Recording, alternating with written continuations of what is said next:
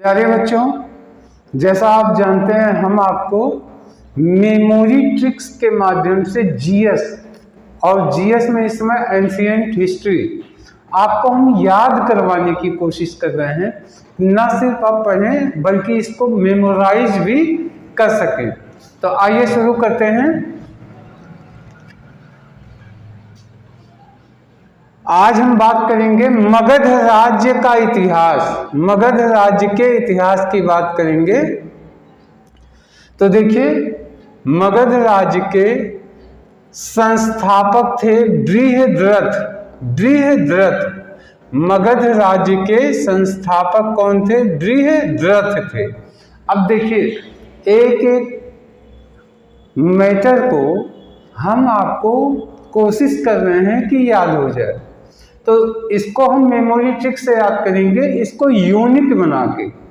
तो यूनिक में कोई चीज़ें इधर से उधर हो जाए, इसको सिर्फ एज वेल खाली याद करने के पर्पज से लेते हैं। तो देखिए, मगध, आप देख रहे हैं मगध में एक चीज छिपा है, गद्ध। तो इसको कर लीजिए गद्धा। गद्धा। तो कल्पना कीजिए मगध राज्य में, और यहाँ पे है संस्थापक कौन थे? बृहद्रथ। तो बृह मतलब एक बड़ा सा द्रथ, कब इसको कर लीजिए, द्रथ को कर लीजिए रथ। रथ, द्रथ को कर लीजिए रथ। यानी एक बड़ा सा रथ होता था, और उस रथ में आमतौर पे रथ पे घोड़े होते हैं, लेकिन यहाँ घोड़े के बजाय गधे उसमें दौड़ते थे। तो क्या हो गया? मगध गद्धा। गद्धा जैसे सोचेंगे मगध आ जाएगा, और रथ बृहद्रथ, बृह माने बड़ा।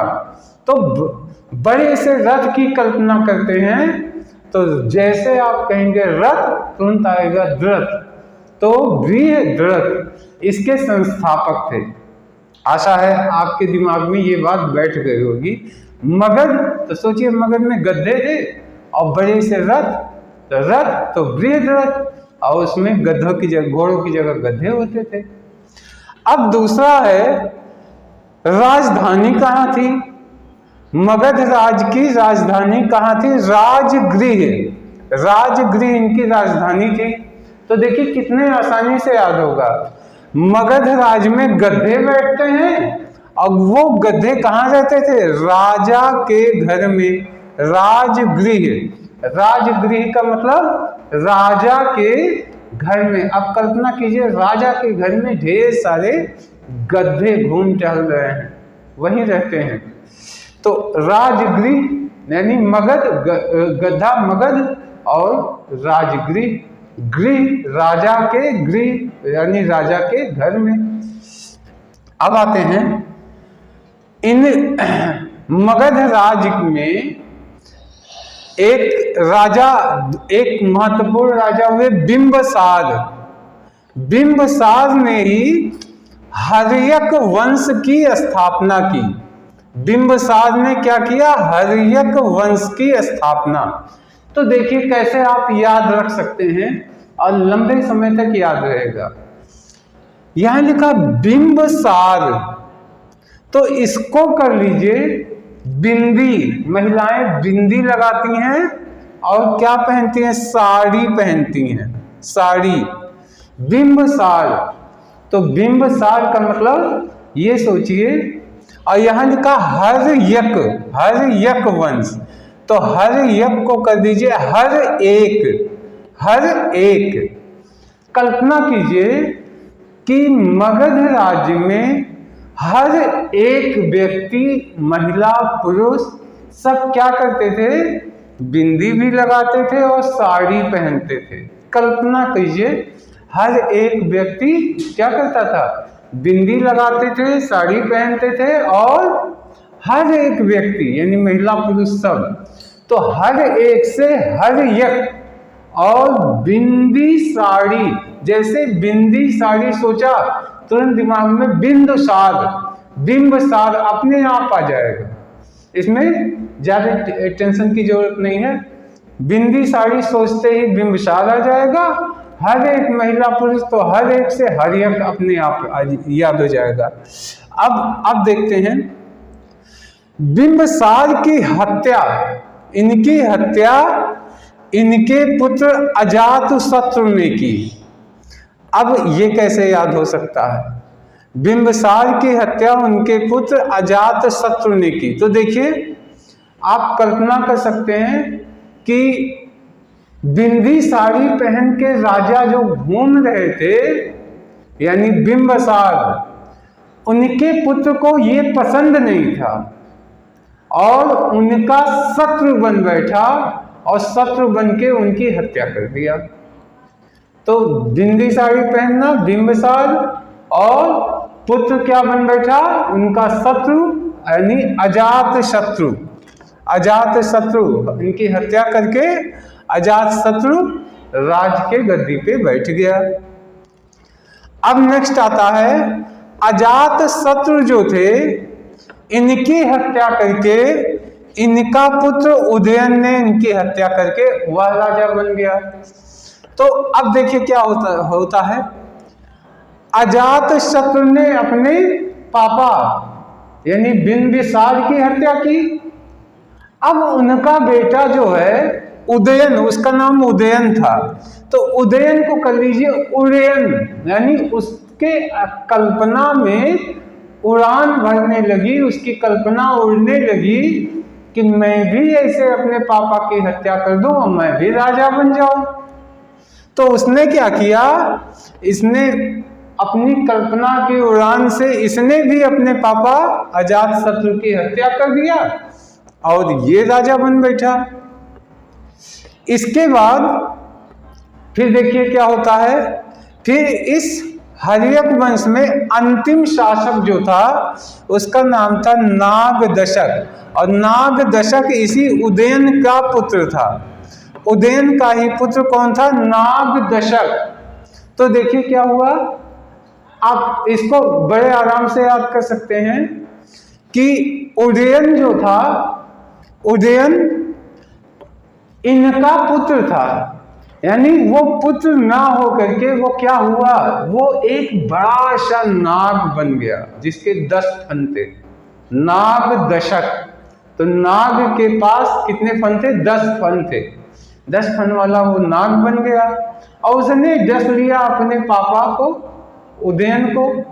जब डस लिया तो वो राजा बन बैठा। लेकिन यहीं पे फिर आता है, अब नागदशक को कुर्सी से हटाया किसने?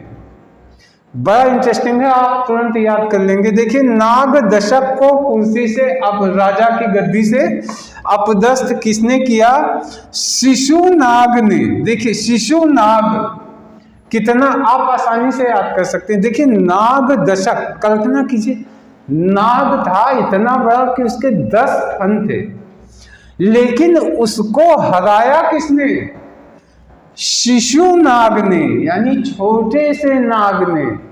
शिशु यानी शिशुनाग, इसका मतलब हो गया एक नाग जो बहुत छोटा था उसने मार दिया 10 फन वाले नाग को, नागदशक।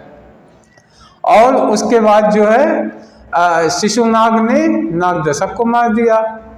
इस तरीके से चलता रहा। फिर अंतिम में आया नंदवंश। नंदवंश जो थे, इनके संस्थापक थे महापद्म नंद। महापद्म नंद थे। देखिए कैसे आप याद कर सकते हैं, बहुत आसान। नंदवंश थे तो ये नंद है, ये है। अब क्या होता है, वंश में परिवार का जो सबसे महान व्यक्ति होगा, जो सबसे बड़ा व्यक्ति होगा, वही जो है राजा बनता है, तो वही घर बनाता है। तो महापद्म नंद यानी जो महान थे वही नंदवंश के संस्थापक हैं। अब जो ये महा थे, इनके जो पुत्र थे, वो आया अंतिम शासक। नंदवंश का अंतिम शासक कौन था? घनानंद। घनानंद को याद कर सकते हैं कि इनका जो पुत्र था, इनके वंश का, तो घनानंद को कर लीजिए धनानंद, यानी ये जनता का धन बटोर बटोर के अपने पास रखने लगा। अब जनता त्राही त्राही मच गई, जनता बहुत परेशान हुई। जब परेशान हुई तो धनानंद को मार के इनका धन किसने छीन लिया? चंद्रगुप्त मौर्य। तो बड़े आसानी से याद होगा, मौर्य, देखिए मौर्य, मौर्य ने क्या किया? मार दिया। और क्या छीन लिया? धन। किसका? धनानंद का, घनानंद का। तो प्यारे बच्चों, मगध वंश का जो इतिहास है, जिसमें वंशों का वर्णन किया गया, जो एग्जामिनेशन ओरिएंटेड है, हमने कोशिश किया उसको याद करवाने की। एक बार फिर से हम इसकी समरी मोटी मोटी करवा दें। मगध में क्या छिपा है? गद्दे। गद्दे किसमें जुटते हैं? रथ में। रथ मतलब बृहद रथ। और मगध की राजधानी कहाँ थी? राजगृह। राजगृह यानी सारे गद्दे कहाँ थे? राजा के घर में थे। अब इस वंश का एक राजा हुआ बिंबिसार, जो हर्यक वंश की स्थापना की, यानी बिंदी साड़ी पहन के उस राज्य का हर एक व्यक्ति, यानी हर्यक वंश की स्थापना हुई। अब बिंदी साड़ी पहने हुए उनका जो पुत्र था, वो कहा कि ये मुझे पसंद नहीं, और वो उनका शत्रु बन बैठा और बिंबिसार को मार दिया, उनकी हत्या कर दिया। अब शत्रु बन बैठा तो उसका नाम हो गया अजातशत्रु। अब अजातशत्रु का जो शत्रुता वाली अपने पापा को मारा, वो देख के उसका जो पुत्र था उदयन के अंदर उड़ान भरने लगी कल्पना की कि हम भी पिता को मार के ऐसे राजा बन जाए। वह उसने भी अपने पिता अजातशत्रु को मार दिया और उदयन राजा बन गया। उदयन का एक पुत्र हुआ संयोग से। वो पुत्र कैसा था? नाग था। नाग जिसके 10 फन थे, यानी नाग दशक, वो राजा हुआ। और यही अंतिम शासक था हर्यक वंश का, नाग दशक। नाग दशक को किसने पीट दिया? बड़ी आसानी से शिशु नाग ने, यानी छोटे से नाग ने नाग दशक को मार दिया। अब शिशु नाग हो गए। इसके बाद जो है अंतिम में जो आते हैं नंदवंश। नंदवंश के जो संस्थापक थे कौन थे? महान, सबसे जो वंश का सबसे महान व्यक्ति था वो महापद्म नंद, वो जो शासक बने। लेकिन उनका वंशज जो था घनानंद, वो जनता का धन हड़प लेता था, धनानंद, और जनता परेशान थी तो उसको मौर्य ने मार डाला। ऐसे सोचिए, मौर्य तो मौर्य, बस किसने मार दिया? चंद्रगुप्त मौर्य ने उनको हरा दिया। इस तरीके से मगध राज्य की राजधानी के बारे में, मगध राज्य के इतिहास के बारे में एक डिटेल जानकारी जो एग्जामिनेशन ओरिएंटेड है आपको दिया है। और उम्मीद करते हैं कि आपको याद भी हो गया होगा। और अंतिम में रिक्वेस्ट ये है कि जो हम मेमोरी ट्रिक से अजीबोगरीब यूनिक चीज़ें बनाने की कोशिश कर रहे हैं, उसको आप अन्यथा मत लीजिए। ये वनली फॉर मेमोरी, यानी सिर्फ याद करने का एक तरीका है। तो इस वीडियो में इतना ही। फिर नेक्स्ट वीडियो में हम कुछ और लेके आएंगे। तब तक के लिए धन्यवाद, नमस्कार।